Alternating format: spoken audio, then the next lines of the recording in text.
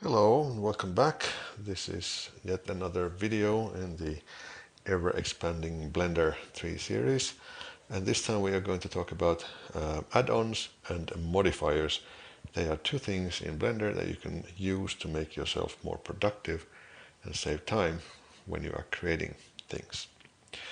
The add-ons can be reached by going into the edit mode, and then inside preferences you have a tab called add-ons.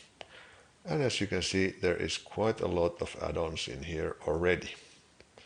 This is a bunch of stuff that is there pre-installed by the people at the Blender. And if you look at them, you can see how that they are grouped in different groups like this. For example, your add mesh enables you to add more things. I have two of these turned on. One is extra objects and the other one is bolt factory, because sometimes in 3D printing I need to have some bolts that I can print. But whenever you need one of these, you can just turn it on like so, and something will happen into your workspace. In here now you can see that there's another tab, and if you click on create, after closing this of course, you click on create and you say add. You probably have a lot of more stuff here in the mesh area. Yes, you have the archi mesh with which you can create a room like so, or you can add archi mesh cabinet. Somewhere there's now a cabinet. There it is. That's a handle for the cabinet. So you can see that there are a lot of stuff in your Blender now that you need to learn how to use. So let me go and get a new general file, because I'll show you what happens. Now that I haven't closed down Blender, I still have the create tab in here. But if I do close something, if I close my Blender, this will disappear. It will not be there the next time you start your Blender. So if you add an add-on and then you want to save it as part of your startup file, at this point you need to go into File, Defaults, and save the startup file so that it has the add-ons that you have selected. I won't do that now because I don't actually need this archi mesh thing, so I'll go back to Edit, Preferences, Add Mesh, and turn off my archi mesh. You can also see more information about each of the add-ons in here. And if you want to install a new add-on from somewhere, for example, there is an absolutely fantastic thing called a Blender Kit, which I have linked to in the Facebook page of this group. You can search for Blender Kit, and when you go into your preferences, you can see your Blender Kit, not in the Add Mesh, but in the 3D View Blender Kit Online Asset Library, because this is such a fantastic thing. You can just add a cube in here, not a circle, but a cube. Go to Blender Kit, and when you are in Blender Kit, you can say you want materials for this. You want to have, well, let's take any one of these. I'll just take building with, no, I'll just search for wood, and I will even make it procedural wood so that it will always replicate and it won't have any borders in it. All of these different types of wood are now available. I will take this one, and as it then happens, it creates a new material in here. Go to edit mode, and Blender crashed. Great. So I had forgotten that for these things I need to use the Blender version 3.2.2 and not 3.1.2. But anyway, I was here and I was having a cube and I was adding a material to it with Blender Kit. Go to Materials, search for wood, limit it down to procedural wood because it's usually better. 101 different wood types are here, so I can scroll here and find the exact wood that I like. This might be good. Okay, I'll take this one. And I add it, and as you can see, I already have it here in my materials. And when I go into material preview, I'm recording this on my laptop. It's slightly slow, as you would expect it to be. I just hope it doesn't crash again.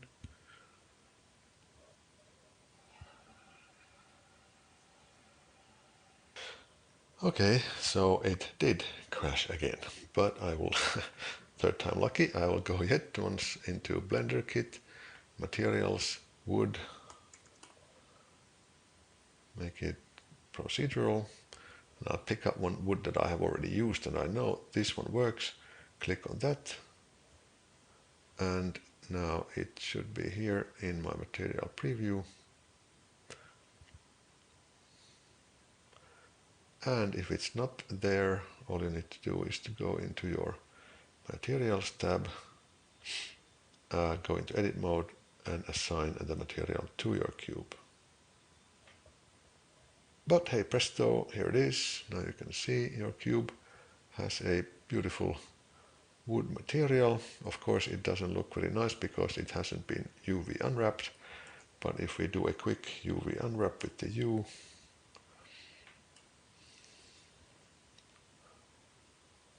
editing, select everything, UA unwrap,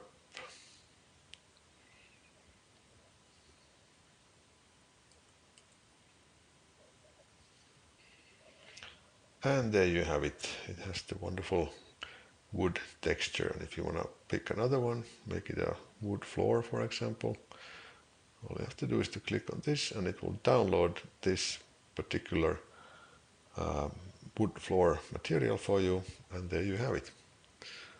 So this is a absolutely fantastic add-on. For those who are going to come to my 3D printing class, we'll need to install another one called 3D Print. It can be found here in Preferences, search for Print, 3D Print Toolbox, because this one has nice particular parts in it. It has the clean up. You can make sure that your object is manifold. That means it has no extra vertices in it. And you can export into the STL format, which is for printing. And all of this stuff is free for you to use by just going into the add-ons and getting it here, and it works fine. So we will now go into the second part of the presentation, which is modifiers. I'll get a new file like so. I won't want to save this. I'll just say new, general, and don't save. Modifiers are found here in the properties window at this wrench tab. I think you call that a wrench. You click on that and you can see add modifier. This is a heavy bunch of things that are very useful for all kinds of things that you may want to have. And they are divided into 4 categories. One is modify, the second one is generate, and the third is deform, and the last one is physics. Usually you want to use those here in the generate or in the modify, but sometimes you may want to have things that are that has something to do with curves or deforms, or you may want to create a cloth modifier for this object that is right here. And let's take a look at some of the more useful ones that I have found here in the modifiers. First one is array. The array works so that it will give you a set of copies of whatever you have selected, and it always starts with a one copy which is 1 unit away from the previous one. So this is your first object here, and if you add a bit of distance you can see that you have now 2 or 3 or 4 or 5. And if you want to make it in the other direction, not this one, you can make this into 0, and turn this into 1.1. And now they are that way. And if you want to make it go up, you can say 0 in here and add 1.1, and goes that way. And as much as you put into your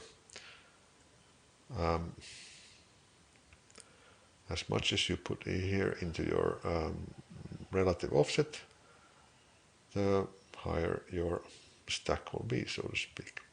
But I'll make this now back into 1.05 in this way, and then I will add another one, because once you have one modifier here, you can close it, but it's not applied. This is the crucial thing. It's not applied yet. You can see it from here. You can make it renderable or non-renderable by clicking on the camera button here.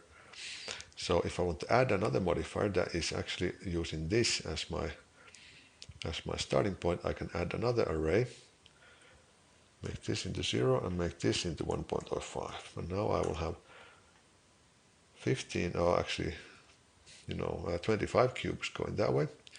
And that's my second array. And I can make even a third array by adding one more. Make it 5. And make it 0, 0, 1.05. And I will now have a nice stack of 125 cubes right here. And they are all separate objects until I go in here and I apply the modifier. Now, as a general rule, do not apply your modifiers unless you are absolutely certain you have to do that, because it will add to your vertex count very heavily if you do this. Especially if you do subdivision surface modifiers, which will take your mesh and subdivide it into smaller and smaller and smaller areas or faces on your mesh. You'll wind up with an exponentially growing bunch of vertices, which will of course be harder to modify in the future. But for this purpose, I need to apply these modifiers. So I'll start from the top of the stack, apply, apply, and apply. And currently I am left with 125 cubes, like so. And this is all one mesh, by the way. So it's rather nice. The next thing I need to show you is bevel. I will get a new file, go in here, show you this cube that I have, and go into the modifiers and find bevel. And as you can see, it will round the edges for me. There's quite a lot of stuff that you can do with this. You can add amount to it, so that amount adds to how big the bevel is. The bevel basically is this area here of the cube. And if you add segments to it, you can see how it becomes neater and neater. But your object still has only 8 vertices. All of this that you see here is fake until you hit the Control A and apply this modifier. By the way, modifiers have to be applied in edit mode. If you try to do this now, it will complain. First of all, you can't even you do it. It says here, disclaimer: this modifier operation is not allowed in edit mode, so you even can't do it. But if you were to do this, you go into 5, 6 segments and slightly more in this, and then you see how your vertex count currently down here. You can actually your vertex count is still 8, but as soon as you hit this control, if you go into object mode and you hit apply, then you will wind up with this many vertices. And of course, this is a lot heavier than your cube used to be. And of course, well, sometimes it's good, sometimes it's not, but it's up to you to decide whether you want to have it applied or not. I tend to only apply if I'm 100% sure I will never need that unmodified object anymore. So even in this case, I went from 8 vertices to 296 vertices in just applying that one single modifier. So it's not the best of ideas to do that. Okay, a new file. The next modifier in the stack is Boolean. This is the most useful thing. If I add a sphere, a UV sphere in here, and I lift it on the Z-axis, and I want to make a hole in my cube that is looking like the ball that I have here on top of it, I select the cube and I say Control A, which is apply, and it says here location, rotation, scale, all transforms. This is absolutely a must before you can use any of the Boolean operations. Hit Control A and select all transforms. Also for the ball, Shift A, Control A, and all transforms. Now we can select the cube, go into Boolean, make sure difference is selected, pick the sphere, and then Control A, apply. And if I now delete the ball, you can see that there is a round piece missing from the cube. Similarly, if I were to add a cone, rotate it on the x-axis for 90 degrees, grab it on the y-axis a little, Control A, all transforms, select the cube, add modifier, Boolean, pick the cone and apply the modifier, lose the cone. I now have a cone-shaped indentation inside my cube. So you can easily see that this is a very nice tool when you want to lose parts of your meshes. Also, if you wanted to lose a part of the cube, you can add a second cube, scale it up a little, move it on the x-axis, like so. And then let's move it on the x-axis in a little more, like so. Control A, all transforms, take this cube, Boolean object cube of 1, apply and lose the cube, and you can see there is a very neat removed part from this other objects. It's very, very useful. The other two options here, if you select this and go into Boolean again, are intersection.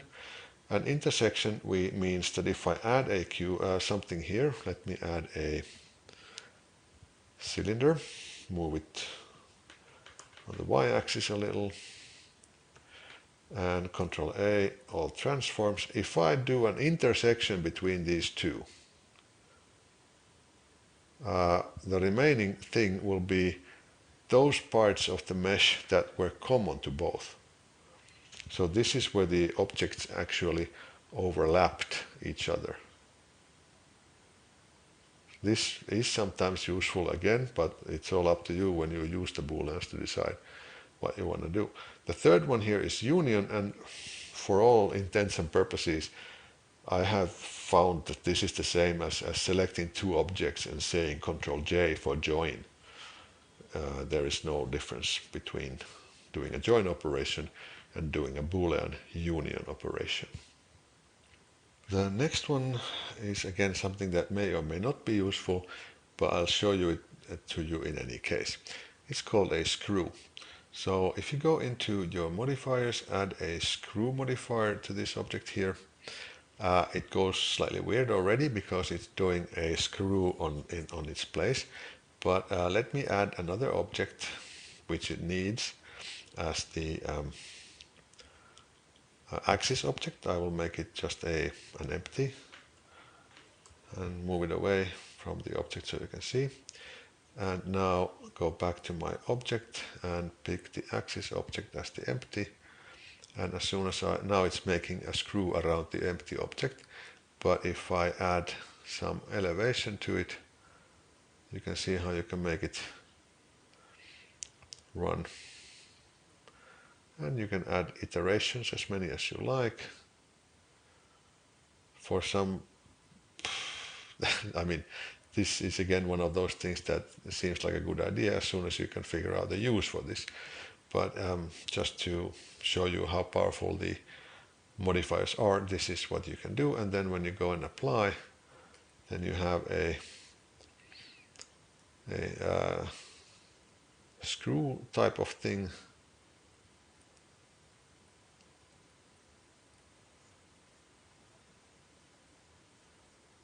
Not that big. And you have all these vertices in it.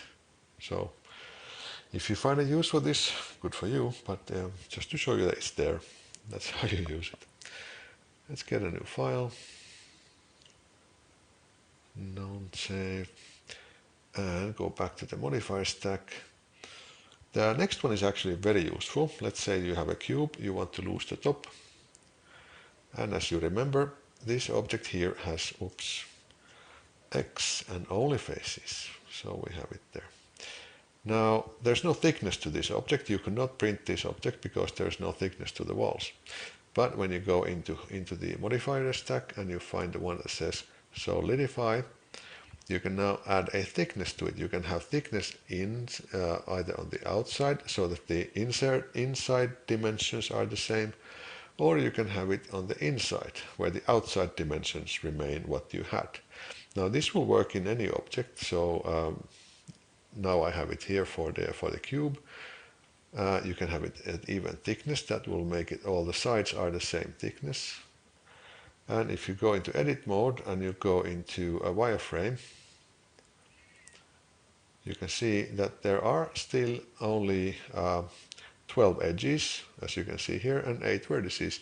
And when you apply this solidify modifier, which you cannot do in edit mode again, you will have 16 vertices and you have 14 faces.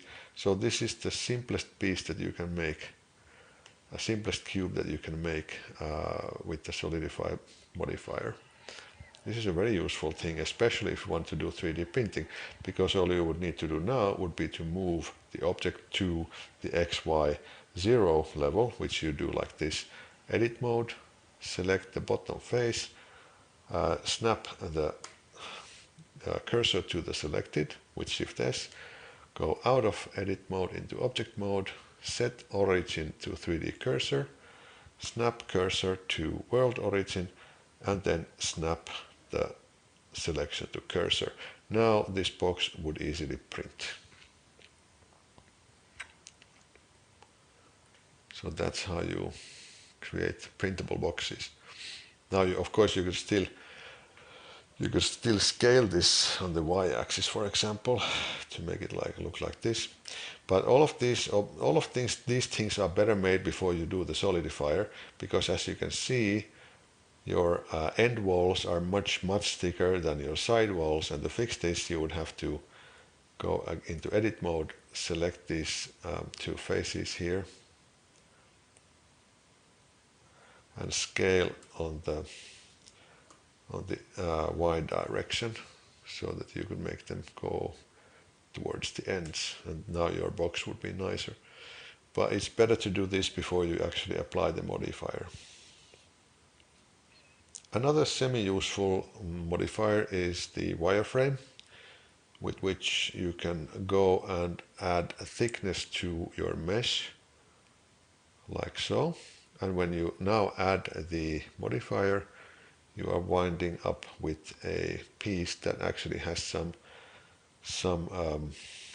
extra vertices to it. If you go into Z, you can see how the wireframe looks.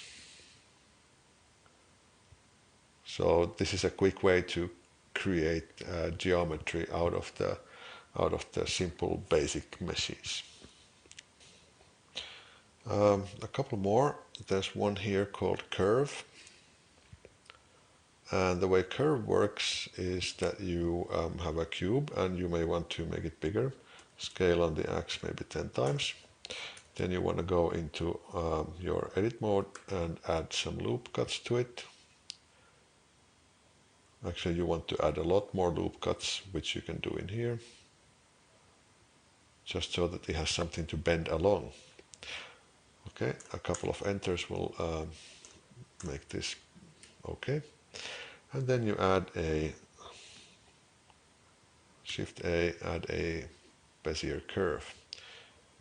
I move it on the y-axis so you can see it, it's there. I will then grab one of these vertices and extrude from there and rotate it around so that you can see how it goes.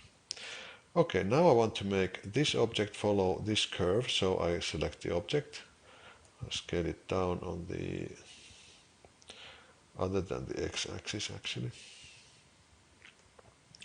And now go into the modifier stack, find the one that says curve, and find the one that says curve object, and this would be my Bezier curve. And as soon as you do that, your object will start to deform. You sometimes have to figure out which of these axes is the one that you want to use. This is it. So now when you scale your Bezier curve object, it will scale your cube, or if you scale your cube, it will go along the axis again. Again, if you go in here and you grab one of these vertices and move it, your object will move along with your curve.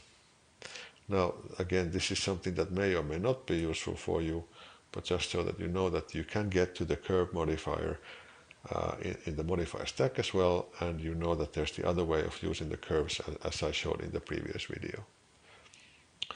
But one of the more important ones is here, when you go into modifiers, subdivision surface. This is very useful because it enables you to take a cube and subdivide it into smaller parts.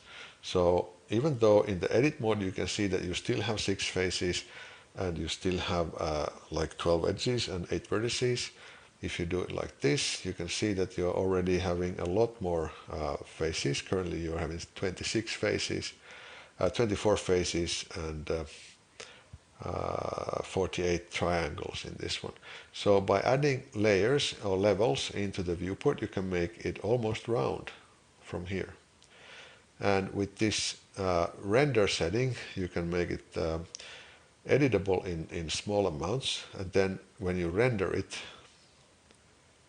it will look a lot more round. So if I just hit a quick F12, you can see how it will look in render mode, even though it is looking like this. And I've been told, I haven't done this myself, but I've been told that if you want to sculpt a human face, the best way to start is a twice divided cube, so that you then apply this and cut it into half by selecting that, and then some more vertices.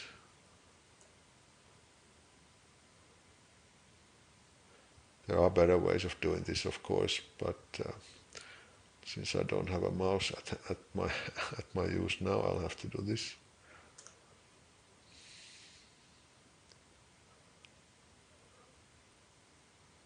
So at the same time, you can see how to painfully use Blender without a mouse with a laptop. So there's now one too many selected at the bottom. Yep. Shift and click this one out of here. Then just delete vertices.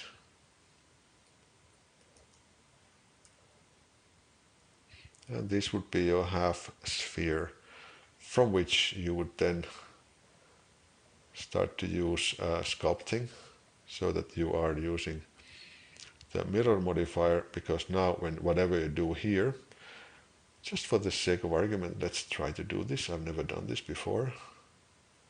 But if I sculpt in this part, it should be, yeah, it is like, as you can see, it gives me both sides identical.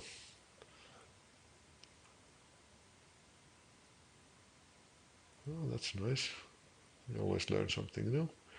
Of course, it doesn't look like much of a human head, but you get the point. I'm not going to try that right now and fail miserably because I'm not much of a sculptor.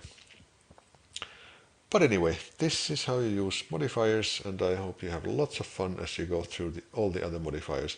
There are videos on YouTube that will take you through all of those modifiers, and I think there's endless hours of fun when you start using the modifiers.